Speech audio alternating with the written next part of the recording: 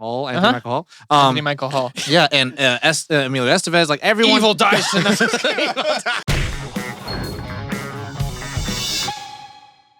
What is, everyone? Welcome to Nerd on the Podcast you didn't need, but you deserve, where all levels of nerd are welcome. We cover a lot of stories from film, TV, games, comics, and anything that, for our namesake, gives us a raging nerd on. Today, we are giving ourselves some guidelines to highlight stories that have brought us together with a sense of belonging to a community or a tribe. Our marquee topic is Ensemble Films R US. Before we get too far into it, I'm Corey. I'm Tom. I'm Josh. What's going on, everybody?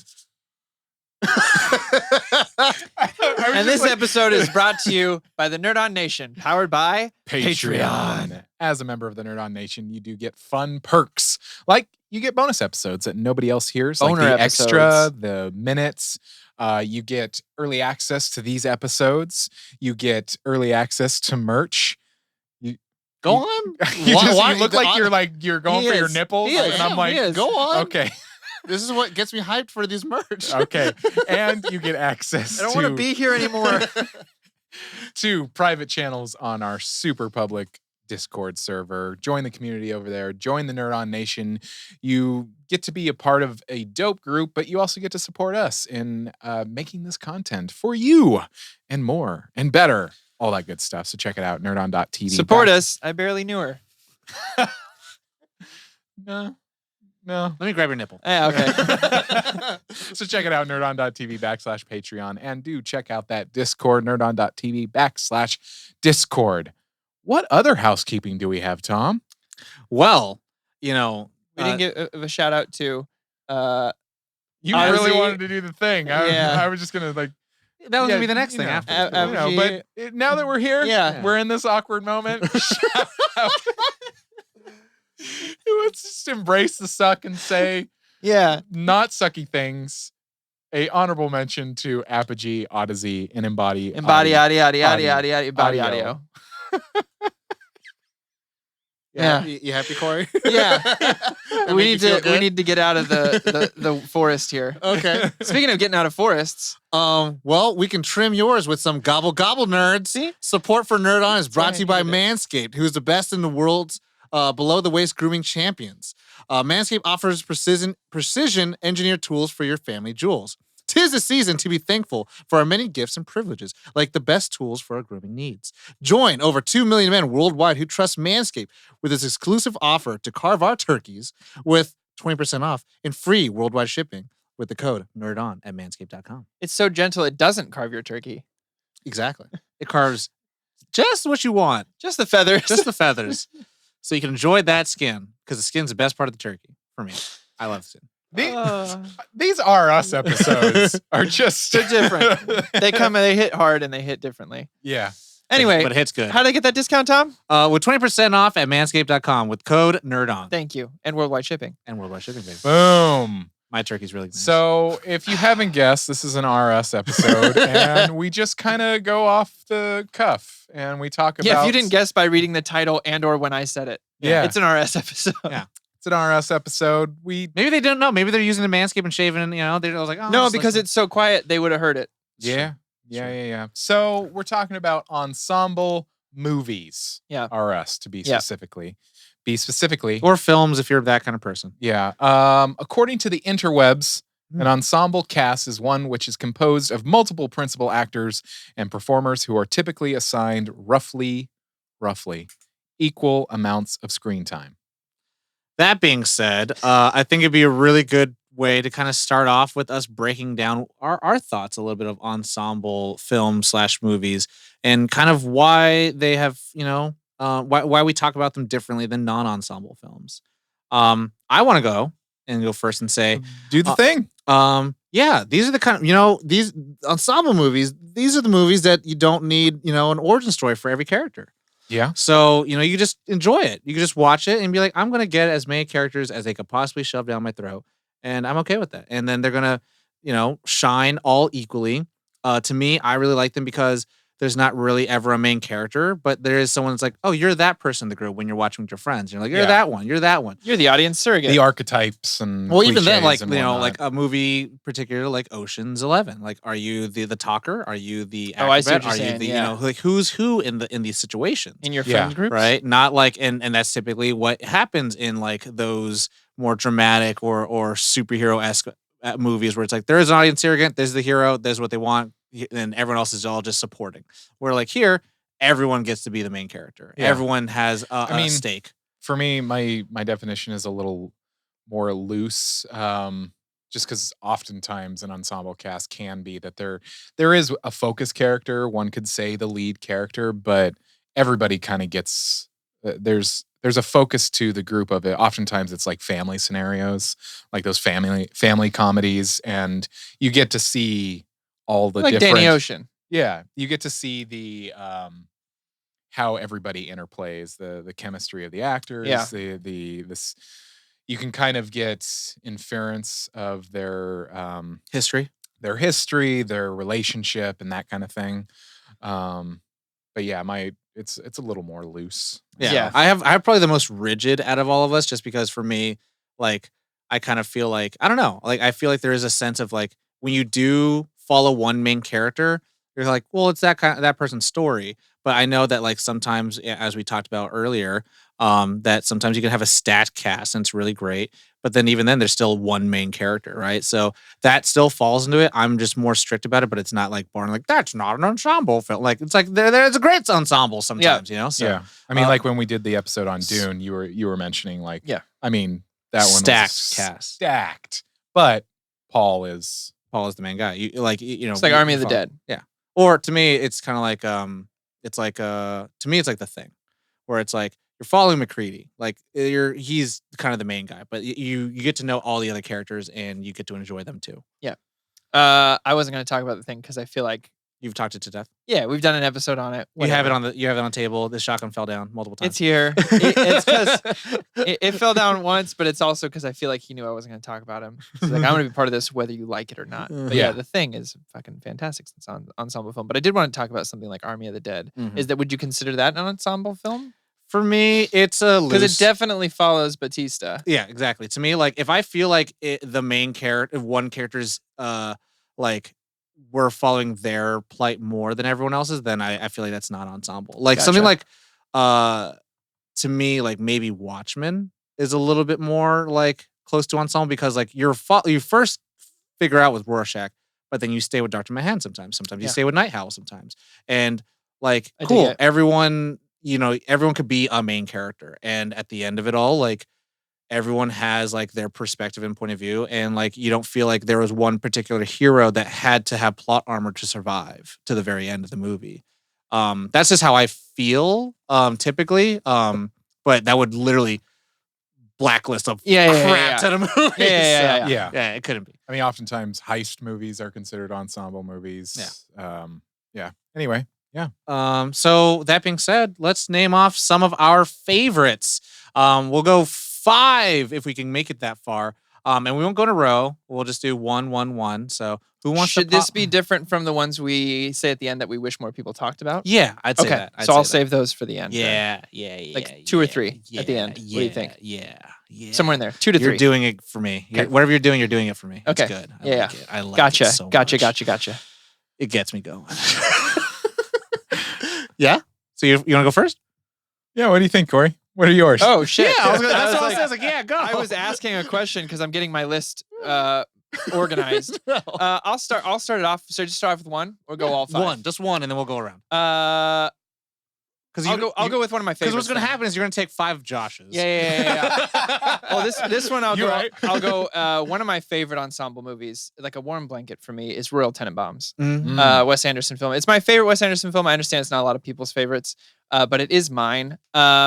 Everyone gets a moment to shine because while it is kind of, it's narrated by a narrator, an existential voice, and it's kind of the story of Royal, Mhm. but it doesn't follow him the whole time, right? It's kind of about his impact on his whole family. So we do get to spend equal time with all these characters and kind of what him raising them has done to them, like mentally. And we get different tangents of storylines, like with the brother and sister, or with his wife who's now dating again, and he's trying to like put himself back into the family. I just think it's a very impressive flex of taking a very convoluted story but making it very coherent. And it's one of the better ones I've seen, because sometimes with these ensemble movies, and I won't say all the time, just sometimes you can always feel like, oh, I wish I got more of, or I wish I got more of this person, or I wish I got more of this person, or I wish this person had more screen time. But with Royal, I always feel like everyone gets their arc, whether it turns out good or bad for them. You feel equally for all the characters. I'm not going to go into too many spoilers on this, but there's some intense stuff that happens in Royal Tenenbaums. And it's not unwarranted, but it does surprise you. Makes sense character-wise. But if you didn't have the time to spend with that character that you did, I think it could have been a huge misstep, narratively, story-wise. But yeah, I think it's really well crafted. Obviously, I'm a Wes Anderson shill, so I have that bias going for me as well. But yeah, well acted, well written, and really everyone just gets to shine in it. Every single character shines, no matter how big or how small their part is. Nice. Josh? I'm gonna go with one that's near and dear to my heart as well. Tombstone. I dig that. The kind of the main characters all get a chance at what I'll call it, like kind of a badass moment. Yeah. Where you're like, oh yeah, this is their badass moment. Oh yeah. And it definitely follows Wyatt. Yeah, of course. But everyone gets their time to shine. Yeah, it's the movie's a group effort. It's not hanging on one person's shoulders. I mean, a lot of it is Val. But I mean, if anything, it's a lot on Wyatt Earp, but then Doc Holliday definitely is like, he kind of just shines so brightly because he's such a great performance. Yeah. And we gotta give shout out to Kurt Russell, because the director just left halfway through production and Kurt took it over. And that's gotta Kurt love Russell. That. Yeah, that's why I didn't win an Academy Award. So really, it is on his shoulders. It is on his shoulders. Actually, it is, because they had to delay production so long that it didn't make the cut. That's why. So by extension, it is. Maybe it's not even really a movie. Yeah, maybe it's not, because Kurt Russell. I'm kidding. Oh God! Shout out to Kurt Russell. No, Kurt Russell. But that's on my list as well. There's something about Tombstone where all the characters are so defined, which is wonderful. You get to see that brevity between the actual brothers and Doc Holliday by extension being like their each of their third brother, right? Yeah. The fourth. It's brother that of the friend. group. Like I'm just gonna. Like, it's like that friends group. That you got. Yeah. My friends group was like, it was 4 guys, and we were just. And you guys were shooting people. We were shooting people. we were at the. They all had mustaches. Yeah. But like Doc being like, if you guys are going, I'm going. Yeah. Like there's no question about it. Like you look sick as hell. He's like, I don't care. If Yeah. you guys are going, I'm going with you. Yeah. But I mean, growing up, my dad loved 2 kinds of movies: Bond movies and westerns. Yeah, so this is kind of both. Yeah, and like, yeah, exactly. So this was watched often, and I've always, when I've walked away from watching, I've just been like, that's a good fucking movie. Yeah. Even the small parts are stacked. Like you have Michael Biehn, who is Johnny Ringo. You got Powers Booth. He's John Connor. You have what's his name from Don't Breathe?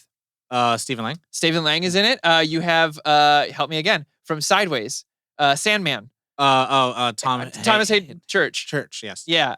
Is and all these bit parts, but they all stand out so well. And then my loose interpretation of ensemble, they're a part of the ensemble, and they provide so much.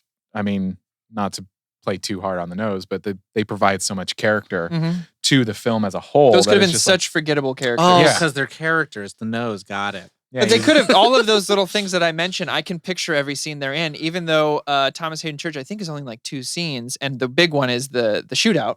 Yeah. But he's so memorable in it. Like, it's impressive to take such a little bit of information. I keep thinking of Kurt Russell's No. Yeah. No. Yeah, I'm just like Oh, how about fucking Doc Holliday just Oh yeah. Oh, when I was a kid, I just wanted to be. Him doing the little flippy thing with the cup. Yeah, just with the cup. It's like and making everybody laugh. And seems odd. Val Kilmer, Mr. Ringo. He is an educated man. Anyway, continued. So for me, the first one I'm going to pick. So there's plenty that I'm Power Rangers. No, I'm just kidding. The first one I was going to pick. The one I wanted to say at first, I was like, oh, that's a really, really good one. But the one that actually was really close to my heart in a weird way, and I think it's so. I remember like hearing about it when I was a kid and feeling it was so played out, and everyone was just like, it was such like, everyone talks about it. But this is one I want to pick first is Breakfast Club. Oh, yeah. Okay. It's on my list. And I remember as a kid, I did not really care for it. And then watching it as I got older and being like, this movie isn't really about much. And I really enjoy that, where like the stakes of the world are not there. And it's a Saturday of detention. And you got all these characters who are just like shouldn't be in the same place, but here they are.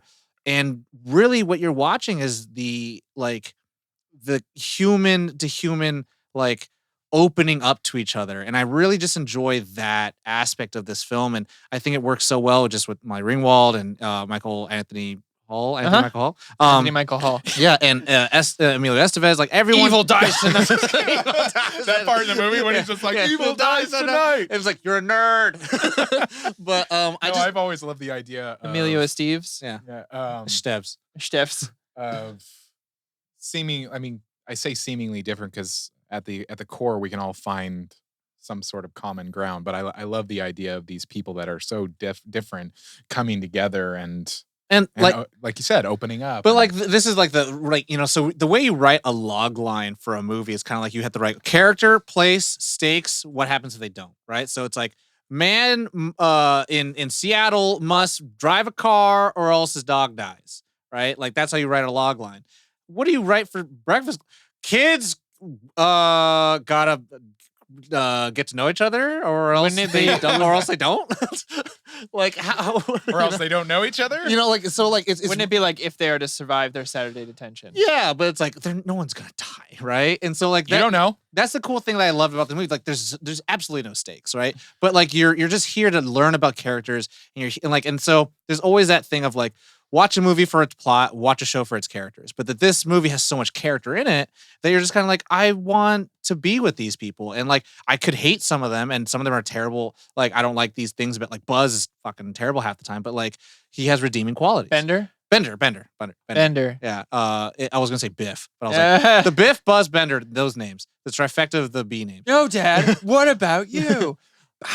But like those kind of things, it's just like you watch it and you really just kind of enjoy seeing how different people respond to different other people. So like, okay, cool. Let's put the nerd with the jock. All right, let's put the nerd with the bad boy. Let's put, so you get to see like how those interactions gonna happen. Just like what Josh was saying, like you get to infer history. You get to infer like what buttons are being pressed against them.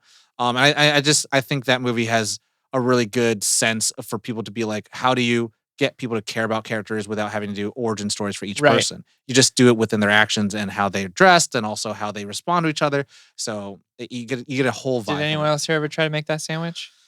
Captain Crunch with like the sugar stick I forgot about that until just now, and I'm like, I 100% did. It's a nice.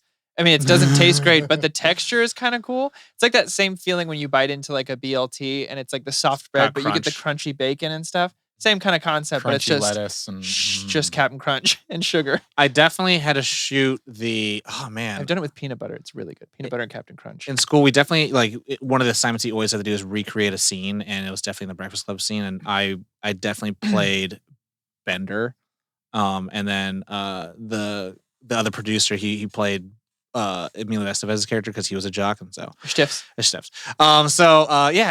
a movie that I found myself like, yeah, that's like one of my favorite ensemble films, I would say. Just because again, it's not so steeped in like high peril. I just love in the 80s, like Detention is like this like huge affair, whole day. I had Detention a couple of times, and it was just like, but was it Saturday Detention?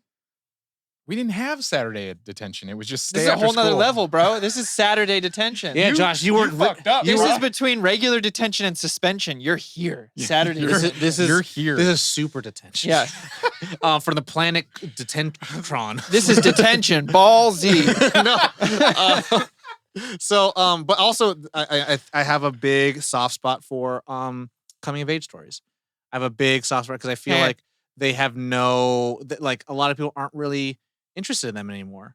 Like everyone's just like, oh, I want to see a hero. Because it's almost like they've been, I don't want to say played out, but kind of there's a lot of coming to age stories. Yeah, but there's Or movies. some part of me that's I love suburbia and like how just nothing happens, but like the most important things that happen to people are like how they grow with each other. Like, Yeah. But then you don't get that with like, I have to save the world. So next, Corey? A League of Their Own. No crying in Yes! baseball. A League of Their Own is up there, another like blanket of a movie, just comfy, feel goody, well acted by everybody, but it's a huge ensemble.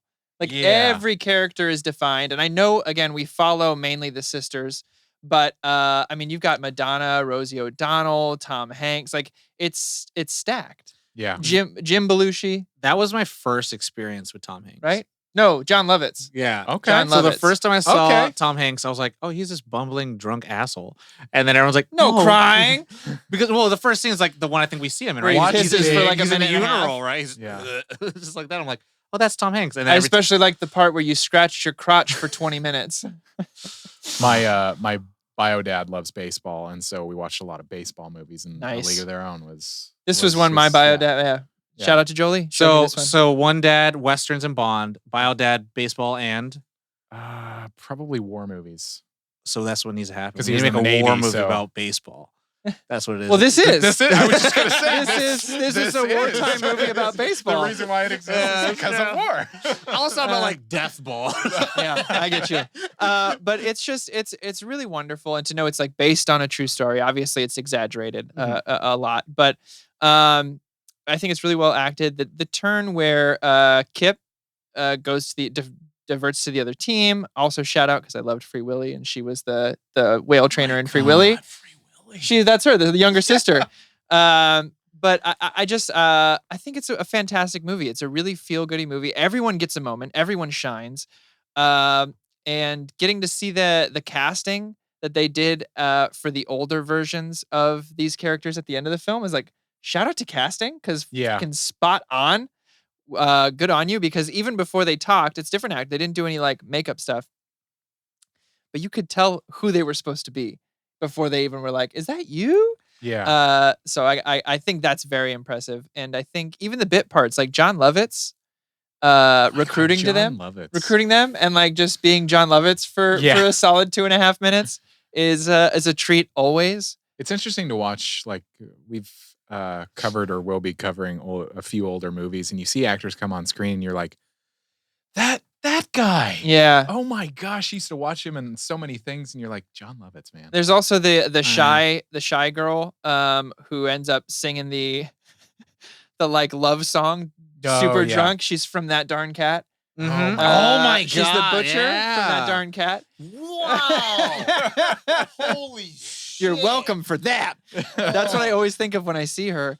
But that probably is my favorite moment in that movie, is her just like passionately singing this love song to this nerdy glasses guy who she falls deeply in love with. Anyway, I think League of Their Own, if you haven't watched it, please do yourself a favor and put it on today, because as far as an ensemble cast goes, it's a great one. Josh? I'm gonna go way left field. Okay. Mean Girls. Okay. Yeah, all right. I it's a movie that like I don't remember exactly my experience. Oh, okay. So it was 2004, so I had graduated from high school. You're just all about Tina Fey. That's what we all know. I do like Tina Fey. I like Tina Fey. I think she's very funny. Rachel McAdams.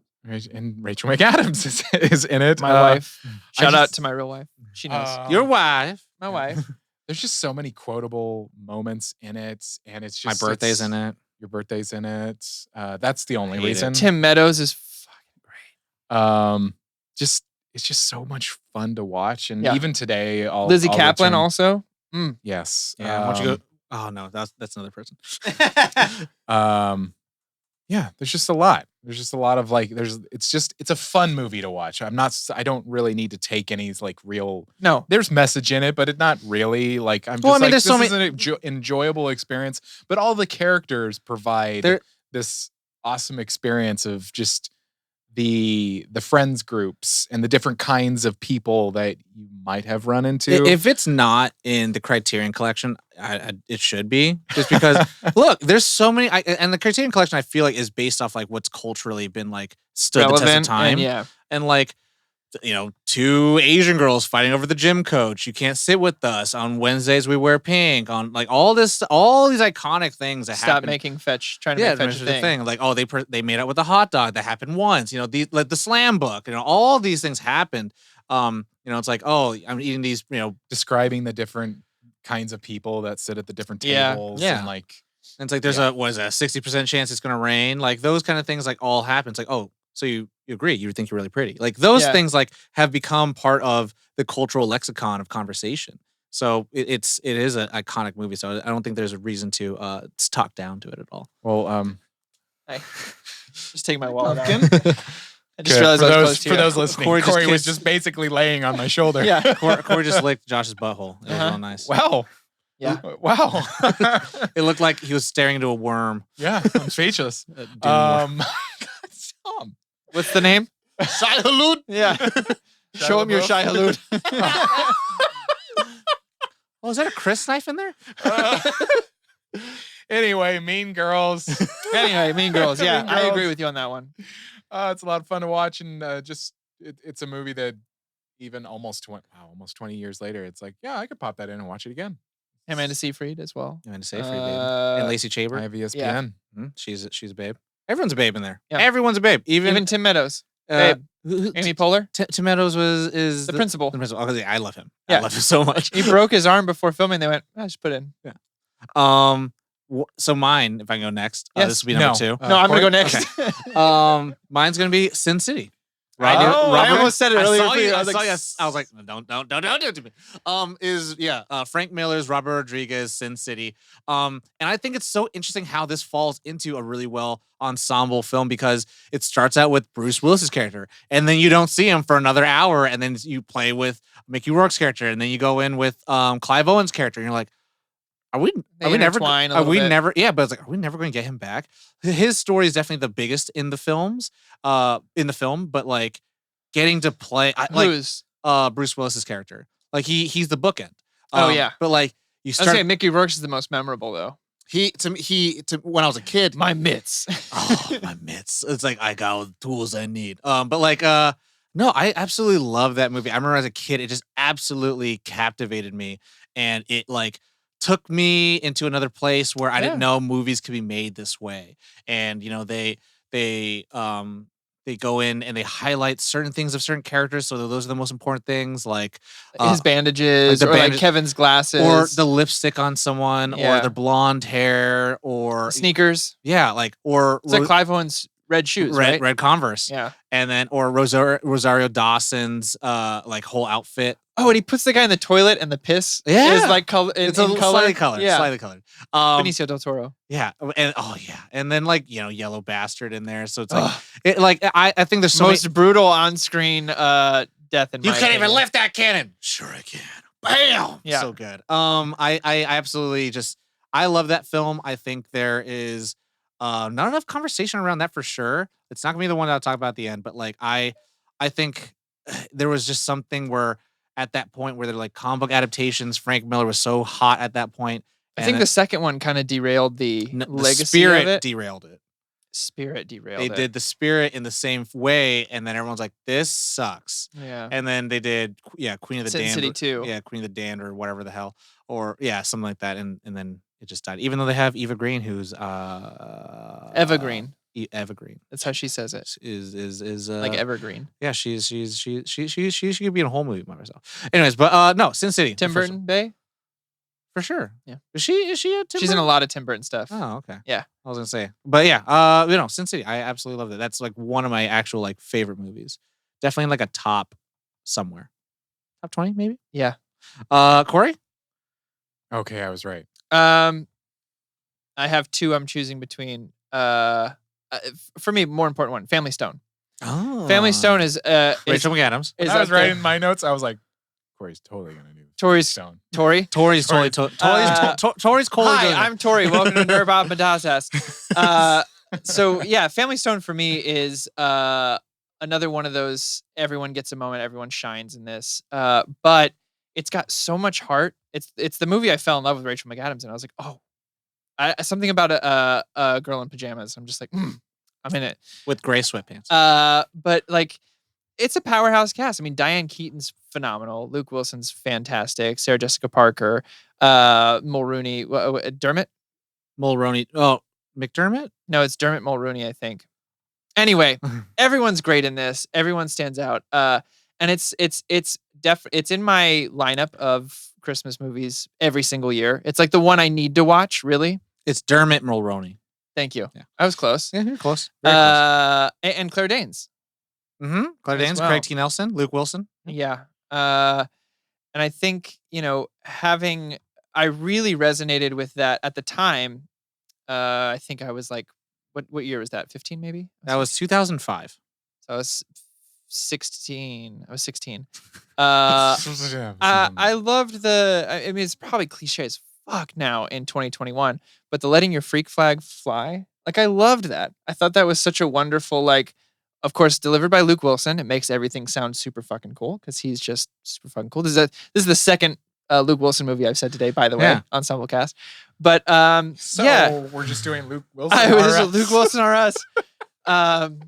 But yeah, I feel like we've all been, or at least me, I've been kind of every aspect of that character depending on what piece of family I'm with, right? I'm either the one who's super neurotic about things and I feel like I'm stepping on people's toes, or I'm way too chill and I'm not helping anybody. I'm very glad that he's coming to talk about it now. Yeah.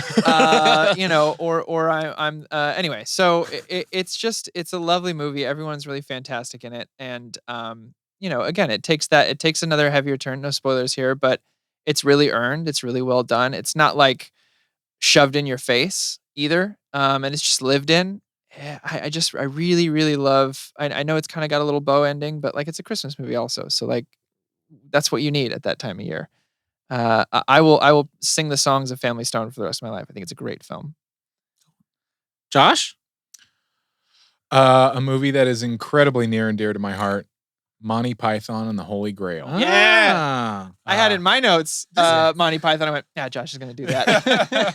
You guys' picks are very interesting. Yeah. Because I feel like I'm looking at like, I can't believe they haven't said that yet. So Well, this is fun. This is fun. Yeah, I mean, growing up, It's one I have written down. I'm like, Tom's going to do this. I talked about this in our Monty Python episode, but I started with Monty Python and I'll die with Monty Python. With their meaning of life, and then this was the next one. Most time people start with this one. It's like The Holy Grail? They've only ever heard of this one. Right. No Life of Brian No or Life of Brian. I was Life of Brian first, and then Yeah. everyone was all Holy which Grail. completely surprised me. But anyway, Monty Python and the Holy Grail is one that I had when the special edition came out. That was like multi-disc. I bought it, and like it's one that's always been near and dear to my heart in terms of like the type of comedy that like my sense of humor. I just love Monty Python. I love it's pretty much quotable back to front. There's so many one-liners that just make me just. It's not always like the guffawing, but it's just like. Yeah. Makes you go, what? A shrubbery. Meh. That's one of the ones that makes you go, fucking shrubbery. It's just get another shrubbery right here. We'll get some fencing. And It's just I'll say random shit, and I'm so glad that Bonnie, my wife, like Shout out to Bonnie. she understands like that. Yeah, that's fucking silly, but it's funny because it is silly and random. you got to have those little things with someone at least. Someone has to get you. Like my sister and I, anytime we call each other, we go, hey, brother, or hey, sister. So yeah, it's Monty Python and the Holy Grail. Good Totally choice. Solid belongs on choice. my Yeah. top three. So this is going to be the first one that is almost a bend of my very rigid idea, but also I'm very surprised that none of you guys picked it. The Mummy. The Mummy. The Mummy, I think, is like okay. it starts off with Imhotep. It doesn't count. It's not on your rule. So The only reason it kind of almost breaks it is that because Rick O'Connell takes control of the narrative around the middle part. But so far, you kind of like, do I side with Imhotep? Do I side with Evie? Do I side with Rick O'Connell? And then they all just kind of play together. And then like, yeah. I forget his name. Always side with Rachel Weisz. Oh, of course. And then Jonathan comes in, Rachel- and then Weisz. the Magi come in, and then it's like, yeah, you got all these elements, and all these people are playing You together. called the Magi the Magi? I did call them Magi. Okay. But the Magi. They come in, and then you got all the Americans. All of a sudden, MJ shows up and he's like dunking on folks. Yeah. And also the other MJ shows up, he's moonwalking across the sand. It's and then the crazy. other MBJ comes in, and then he's Michael like, B. Jordan. he's like, I don't know, I just got told to be here. But no, I the Mummy. come on, man. The Mummy. Come on, man. Come on, man. It's so good. It's like there was this thing on the internet that's like the name a perfect movie, and then it's like The Mummy. And then like to me, the idea of a perfect movie is not my favorite movie, but I understand of like everyone gets a part. There's strong female characters. There's comedy. There's action. There's horror. There's adventure. There's a new world.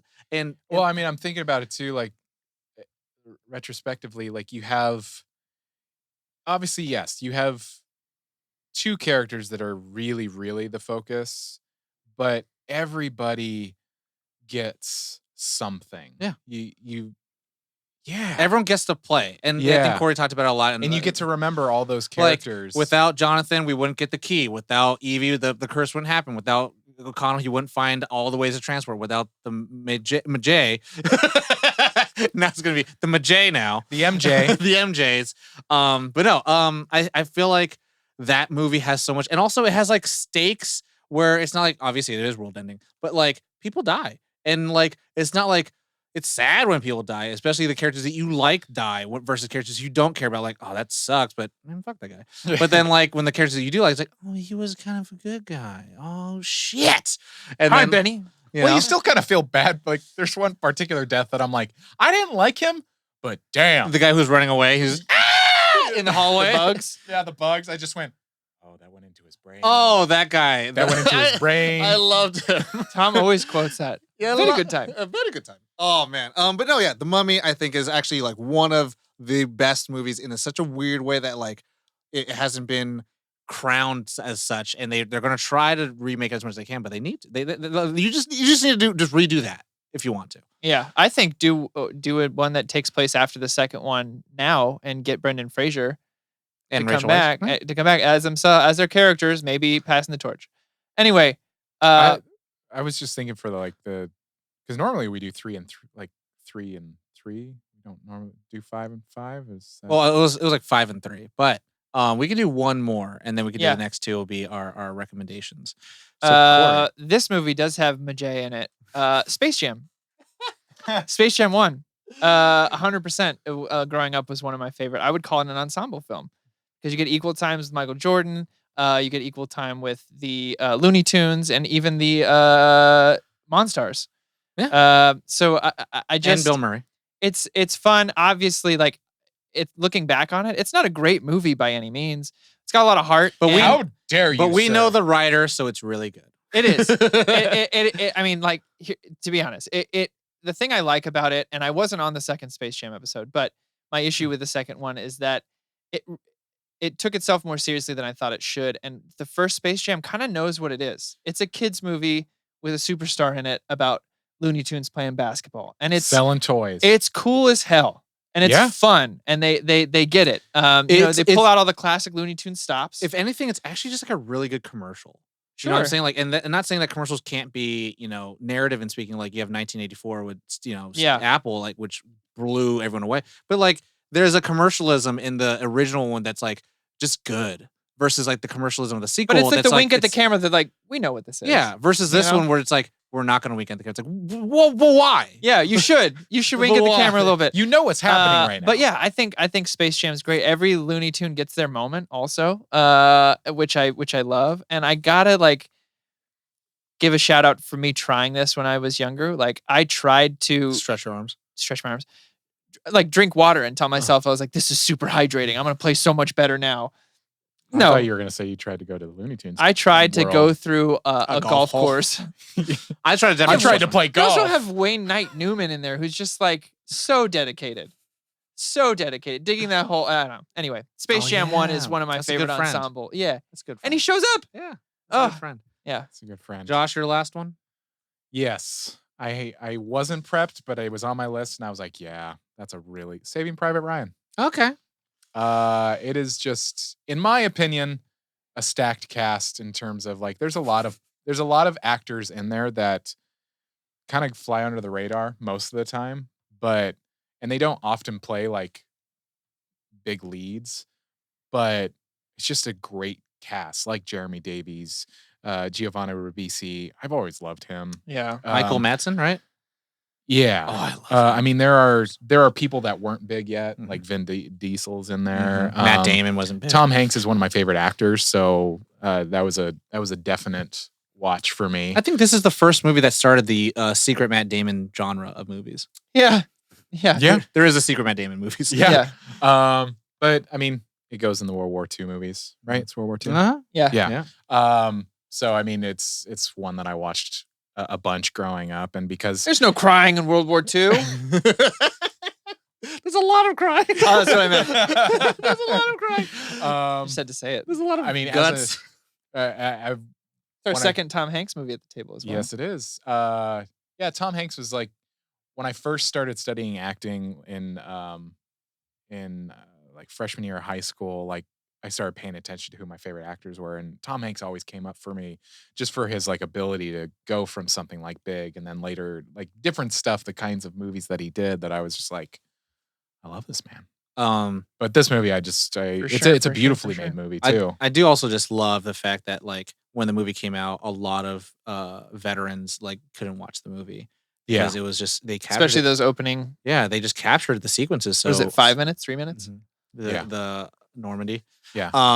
It's not an easy watch. No. Tom? So mine's also a war film. But I'm also surprised again you guys haven't picked this. Tropic Thunder. Yeah. It's on my list. It's definitely on my list. To me, that's like again, it makes fun of the industry and also every character. Like, obviously Ben Stiller directed it, he produced it, and he's the face of the poster. But like, you don't get Robert Downey Jr. in there, Jack Black. That movie was my. There was a time in my life where it was a little rough. That I'd be like, I'm gonna watch Tropic Thunder. It brings me up. It makes me laugh. It just. It's me in Fight Club in New York. Was it Steve Coogan? Yeah. Oh, Steve Coogan is an underrated Tom gem. Cruise. Tom Cruise, Bill Hader, Matthew McConaughey, everyone in there. I'm just like, Gets in the TiVo. Oh, so good. Also, we are framing Draken. It's just like Tom does that a lot. it's so good. It's so dumb, but like, and that's the thing where it's like, look, this movie is not meant to be taken serious. Everyone's made fun of. And then also all the pre-opening, like, what is it? All the different trailers. Devil's Alleyway with Tobey Maguire and Robert Downey Jr. having a love Like affair. the purpose, like Monks with a love affair. Yeah. Yeah. and then also Bustin' Up Bar and Booty Juice or Booty Sweat. Al like, Pacino. yeah, like all. Oh, of and it. it's what's his name? From like She's Out of Your League. Jay Baruchel. Jay Baruchel, Yeah. Like it's like all of that stuff's like Nick Nolte. yeah, Danny McBride. Oh my God, I remember. Yeah, Four Leaf. It's like Yeah. get those guys into the forest, and then it's like he's It's fake, real shit. and then he's like got real hands, and it's like what you doing playing with grenades? Sorry, Danny McBride. Yeah. Going off and doing the explosives is the just pyrotechnic. brilliant. Yeah, it's like, all that stuff is Yeah. so great, and then just all that. It's great. So now we'll do our last part of the show where we're gonna suggest some ensemble films that 3. you guys may have not got into, or we just think that should be talked about more. To be perfectly honest, I'm not completely prepared. But I am. Good thing Josh is going I've first. made a list, and I'm like, I'm gonna look through it. Oh, I'm going first. Good thing Josh is going All right, first. cool. I'll start. Babe Bird's gotta fly. Babe. A funny one that I like a lot: the Best Exotic Marigold Hotel. I don't often hear this come up. Period. Talk about it a little bit. Sell me. A little bit. Basically, it is a bunch of retirees have kind of like a home in India. Let me get the cast because it is quite stacked. Mhm. You have Judi Dench, Bill Nighy, Maggie Smith, Ooh. Tom Wilkinson. I love Tom Wilkinson. Penelope Wilton. It's an amazing cast, but they're all kind of at this hotel. Cheap healthcare. It's a beautiful place to live. But it's one of those that when Bonnie and I watch it, it's just like it's a feel good movie. Yeah. There are some moments where you're like, oh, that's sad. That's super sad. This is gonna be real sad. This is gonna be real sad. But there's so many moments that each cast member gets to shine, and they're all very different in terms of how they live their life, what they are. Some of them just don't give a shit, and they're just like, I'm old. I don't care. I'm gonna do what I want. And I just think it's a wonderful movie. Wonderful. Corey?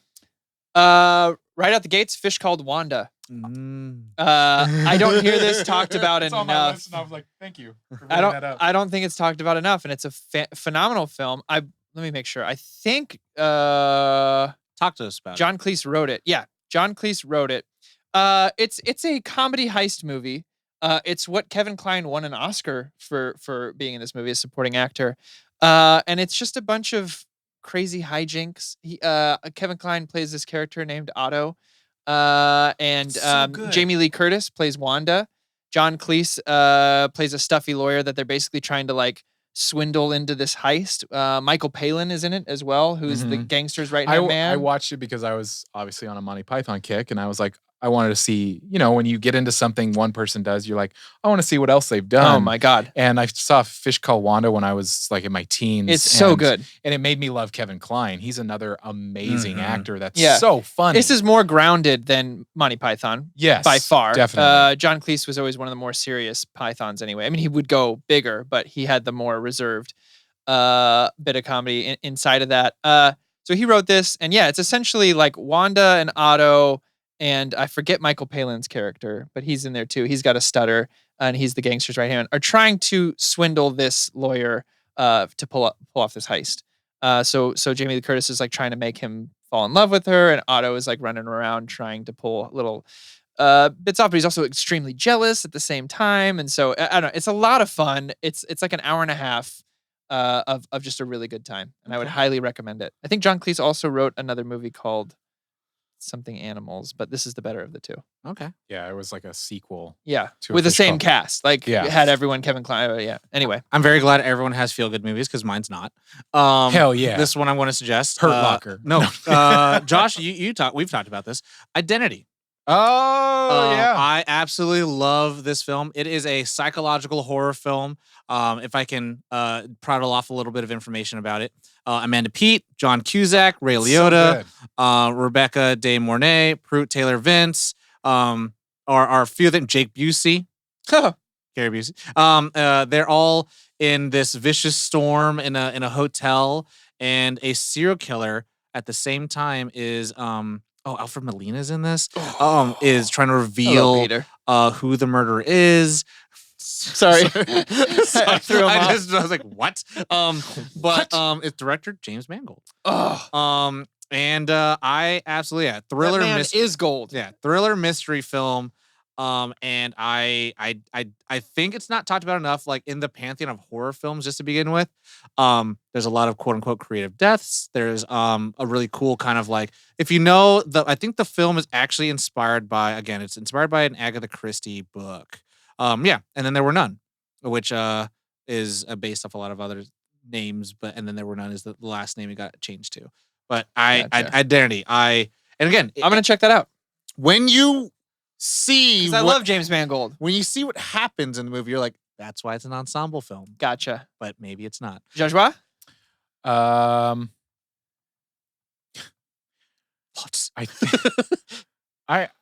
think I would consider this because they often do ensemble movies. Raising Arizona. Coen? It's a Coen Brothers movie. They often have kind of a strange group of people Yeah. involved in this one plot.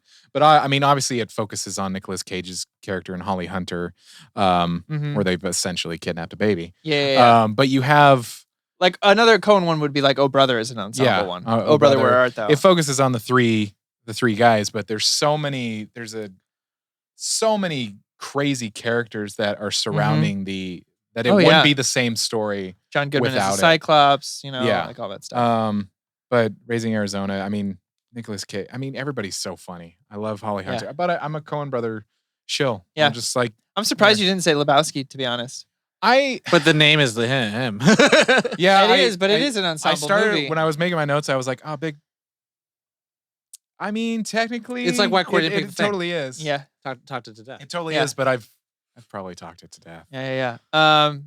This is kind of like I wish people talked about it. It's not a film to be taken too seriously, but I've watched it a few times and I've had a lot of fun every time. Smokin' Aces. Oh, yeah. Smokin' Aces is a ridiculous movie, but the cast is stacked. I always forget Chris Pine is in it until I start watching it again. I'm gonna pull up the cast list here real quick because it's just so. This is the Jeremy Piven one, right? Yeah. Yeah, they're all trying to kill him. Yeah. Yeah. So it's got Jeremy Piven, Ryan Reynolds, Alicia Keys, Ben Yeah. Affleck, Ray Liotta, Andy Garcia, Chris Pine, Taraji P. Henderson, Henson. Tommy Flanagan. Is it What did I say? Henderson or Sorry, Henson. Yeah. Excuse me. I'm reading very quickly. Jason Bateman, and Common is in It it. doesn't got Vinny Jones, right? No. Kevin No. Durand is in it. Yeah, that's who it is. Wayne Newton is in it. Anyway, it's a lot of fun. Oh, is that? Yeah, Joel Edgerton is in it as well. I love Joel. It's a lot of fun. It all takes place like essentially in this one hotel. I'm not gonna. I think you should watch it. I'm not gonna spoil anything for it. There's a lot of violence in it, but it's great. Violence. It's Pressing the violence button today. Yeah, it's a blast, and getting to see people like Alicia Keys and Common get to come in and have fun, and again against like Chris Pine and Ryan Reynolds is great in everything. So anyway, So my Smoking Aces, check it out. So my second recommendation will be one that joins the Wes Anderson.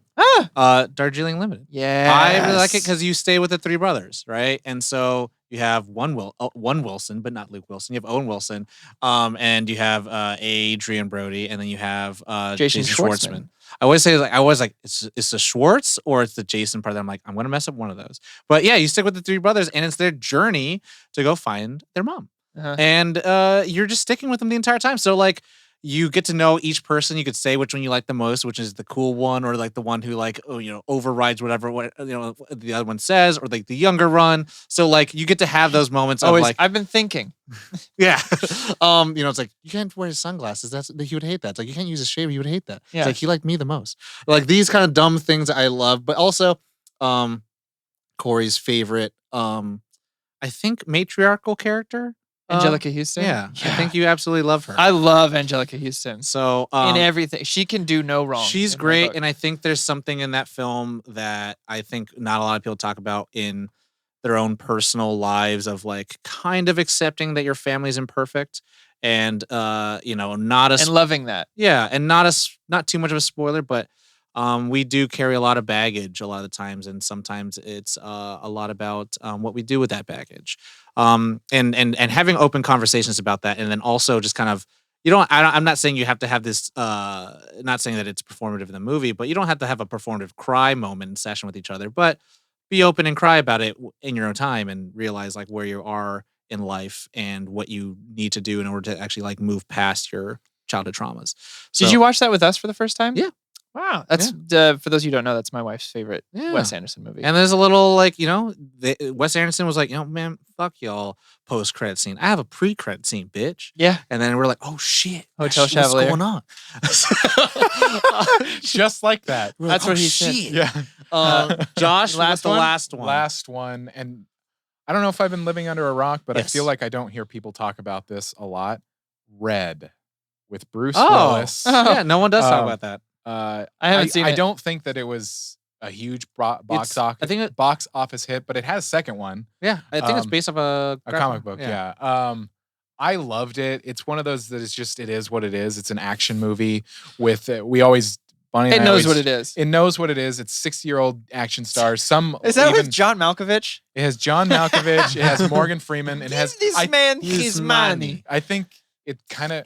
I could be wrong, but I think it starts the Helen Mirren is a badass kind of like series of movies where since then she's been a badass in a movie, whether it's a spy in something or whatever. But She Liam Neeson herself. yeah, and I have a crush on Mary Louise Parker. She's a Tony Award winner. She's just amazing. She was amazing in Weeds, but it has probably one of the dopest shots I've ever seen in a movie, and it's when Bruce Willis is like he's on a high-speed car chase and he flips the car in a certain way and then steps out with the guns. You're just like, that is so stupid, but so cool that it just, and Carl Urban's in it. It's good. Yeah. It's good, question mark. I like it. It's fun. Every time It's like I watch Smoking it, Aces. Yeah. I would not say Smoking Aces is a great or good movie. It is Yeah. just like it's fun. ridiculous and fun and Yeah. I get you. That's weird. All the movies I picked are good. I'm kidding. Cool. Hey, Corey, what's yours? What's the third one? What's your third one? It better be a good movie. Mine is called The Dream Team. It is, I think it's 1989, but it's around there. It has Peter Boyle, Michael Keaton, Christopher Lloyd, and it's about 4 psychiatric patients whose therapist decides to take them into the city to see a baseball game when he accidentally witnesses a murder and is put into a coma. And so these 4 patients roam through New York looking for him together. Michael Keaton plays a guy with like anger issues. Peter Boyle plays a stock exchange guy or a high businessman who lost his job and now thinks he's the second coming of Christ. Christopher Lloyd is... In my world, that's a stacked cast. That is a stacked cast. It's a wonderful movie. My wife hadn't seen it until this quarantine times, and it's become one of her favorites. She's watched it 3 times since. Good. But it's got a lot of heart. James Remar. It's got so much heart in it. The Christopher Lloyd storyline is probably one of my favorites, but Michael Keaton's fantastic in this. Yeah, and just it's got some really zany hilarity stuff with like Peter Boyle thinking he's the Peter second Boyle. coming of Jesus Christ, like literally, not just like thinks he's hot shit, but literally thinks he's the second coming of Christ. And then I can't remember the name of the 4th guy in the patient group, but he can only speak in things he's heard on TV, so commercials or baseball games. He's Bumblebee in Transformers. Yeah, he's Bumblebee before Bumblebee. Okay. But it's a lot of fun, a lot of heart. What year was it? Are you looking at it? It's 1993. 1993. No, is it? No, I'm lied. Why are you lying? 1989. It is 89. Okay, cool. Right. I'm wrong. Yeah, check that out. The Dream Team. It was shown to me by my dad, Jolie, when I was younger, and I've loved it ever since. I've been realizing how much I love It's Michael a good Keaton. movie. Good. I'm good. I'm glad we got one. What's yours, Tom? Give us another good movie. Oh, I win. I win. The Departed. Well, the thing is, like, I think it wasn't. Pulp Fiction. I think it wasn't that it wasn't talked about a lot. But I think like we still need we need movies like this that kind of, I feel like people took the wrong lessons from this movie. I think people took a little, I feel bad for the man, but a little what's his name? Kevin Costner, I'm the white guy coach. Oh, yeah? thing. And this movie came out in 1993. That's why I say 1993. Ah, And this movie's called Cool Runnings. yeah. Hell and yes. I did win. But like it's, you want to think about it, like there's not huge stars in this movie, but it's an ensemble. Yeah. And I think it's one where you think about it, where like everyone plays their part what they need to play. There is definitely the little bit more of a leader, the little bit brother, and the coach who has to like redeem himself. And it all just plays very well. They're the underdog team. Yeah. And it's Based on a about true story. yeah, and it's heart. It's got comedy. It brings you into a place where you're unfamiliar with, like, like bobsledding. Yeah. Like, unless you're actually in the sports world, you may not really find yourself thinking about or talking about it. But this brings you into it, and then also it brings yourself into, like the storytelling is just there. Like that's one of those things about writing and directing films where it's like you find the drama, you find the story, and you make it something that's palatable for people to like it and love it. And sometimes you barely do that much at all, other than make the characters pop off a little bit more. The story structure is pretty great too. Yeah. About a guy who is trying out for the Olympics, and it doesn't make it because of someone else. Yeah. Doesn't make it because of someone else. And then that person who he didn't make it because of becomes his teammate. Mhm. Along with the other guy that he like. It's a wonderful little story structure where, yeah, I agree with you. That's another one Dana hadn't seen until recently, and she was like bawling by the end of it. And too. also, I see pride. I see power. I see a badass mother who don't take no shit from no one. You know what I mean? Like, hey, Sanka, you dead? Yeah, man. Yeah, man. Like that stuff. Like you got really iconic good shit in there. And then like, yeah, just John Candy. I love It's not the heat; it's the humidity that'll really get you. Like there's so many great things. Oh well, he's got his classic John Candy moment too, where it's like, I'm the funny guy, but here, watch out, I'm gonna hit you with some heart. I'm gonna break your heart right Yeah. now. And you're like, oh shit. Punish me, not Yeah. the guys. Oh yeah, it's a good one. So good. So I think we all listed some great movies that you need to check out. they're all good movies. Everybody, Are they, Tom? everybody. You guys are the ones shitting on your own movies. Like, it's not good. Well, just it is. Smoking Aces. Fish Called Wanda is phenomenal. Yeah. Well, he was like, oh, it's not good. I'm like, what do you don't what do you why would you It's not suggest so. It's not this? like groundbreaking. Why Like would you- Smoking Aces, you've Because I seen it like before. it. Yeah, there you go. I like it, so it's good to you. Right. But the thing doesn't have to be good for you to love it. A thing can be what it is, and you can still love it for what it is. Yeah. And there's This listeners is true. that, Yeah. identify with your taste, identify with Corey's taste, identify with my taste. So like it's good. Exactly. If you like it, it's good. If you don't like it, then it could still potentially be good. Yeah, But unless we're- it's Justice League. Then we're just not going to recommend it. It's just bad. Then it's Josh Shitleague. Wow! Yeah. Anyway, sing us out of here, That's an Josh. ensemble. No, I'm just kidding. It is. Tom. Well, the thing is, technically it is. But Batman, it's Batman's story, so not really. Zack Snyder's Justice League, however. It's very Batman's story. Yeah. It's very good. Everybody at home, what Hashtag are Rich your Rose favorite ensemble movies? Muppet Treasure Island. Hell yeah. You didn't say it. Too bad. I just Doesn't did. count. It's not part of the episode. Doesn't count. No, it counts. I'm gonna write it down. That's a good one. Tell us yours. Reach out to us on social media or join that Discord that I was talking about earlier, nerdon.tv/Discord. There is a movies channel. Let And us know. And if you're in the Discord channel, my rigidity, don't let that stop you. Any of your favorite movies that have more than No, one please. actor, just There are put 'em so in there. many ensemble Yeah, movies. just put them like, in there. I got overwhelmed when I did a Google search. I was like, oh, I see. okay, I see. Okay. I went the other way and I was like, that's not. I was like, because that's what you do. I'm chopping myself at my ankles. I mean, I didn't man. even mention Lord of the Rings. Yeah. I mean, I can understand why you wouldn't. It's like coming to the table of like only if you came to the table and were like Lord of the Rings, the thing. Two Towers, Return of the King. My fifth movie.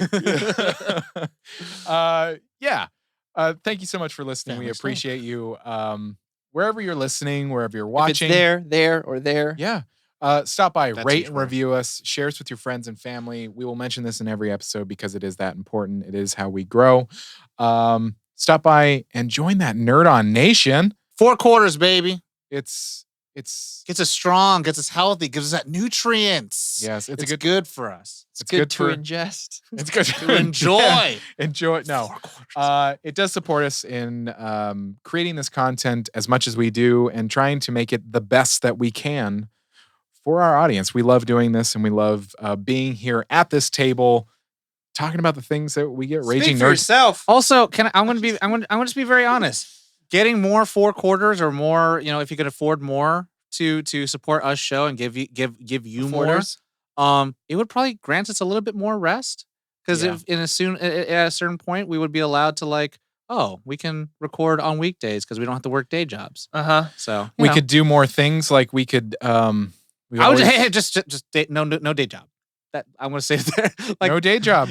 Your day job is Nerd On. Yeah. And we could stream more. Yeah. I'm not gonna promise you guys, the listeners, We could any do more more. than- We could do D&D. Well, the thing is also Yeah. we wouldn't be dead tired every time we were on stream. It's it's been a long week, baby.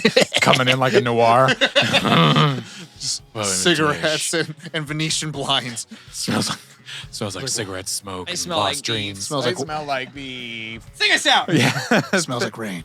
We appreciate you all so much. If you are new to us, I'm Ensemble. sorry, but not at the same time. I hope you had a good time. Check out our website, nerdon.tv. It has all of the information that I have just spewed out over the interwebs. It has all of that information. And one last time, get 20% off and free shipping with the code NERDON over at manscaped.com. That's it. That's the episode. Thank you so much for listening. We appreciate you all. Take care of yourselves. You know the drill. As always, Nerd on.